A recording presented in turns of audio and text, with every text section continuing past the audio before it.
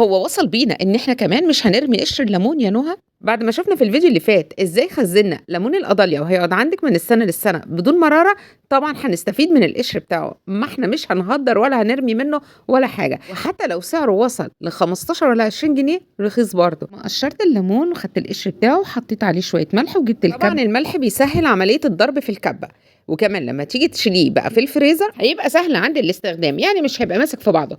طب يا نهى هو استخداماته إيه؟ أنتِ بتشيلي قشر الليمون ليه؟ عارفة هاقول لِك ليه؟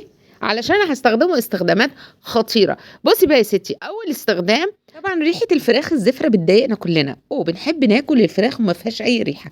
اللي هيساعد على إن الفراخ دي ما يبقاش فيها أي ريحة زفارة قشر ليمون. هتاخدي معلقتين من قشر الليمون اللي أنتِ مخزناه في الفريزر مع شوية ملح، وسيبي الفراخ منقوعة في المحلول ده لمدة نُص ساعة، واتفرجي يا ستّي ما فيهاش ريحة أي زفارة. ده بالنسبة لأول استخدام. الاستخدام التاني هتجيبي بقى قشر الليمون اللي إحنا طبعًا ضاربينه دلوقتي في الكبة، وهتبدئي تحطي عليه معلقة من هريسة الشطة ومعلقة من الجزر، طبعًا تضاعفي الكمية حسب كمية قشر الليمون، وفصين توم مهروسين، وكمان هاحط فلفل أخضر وشوية ملح وشوية من عصير الليمون وشوية من حبة البركة وشوية من العصفر وشوية صغيرين من الخل وكمان حبة زيت، وقلبي كل المكونات كده مع بعض، وبالطريقة دي عملتِ أحلى مخلل من قشر الليمون.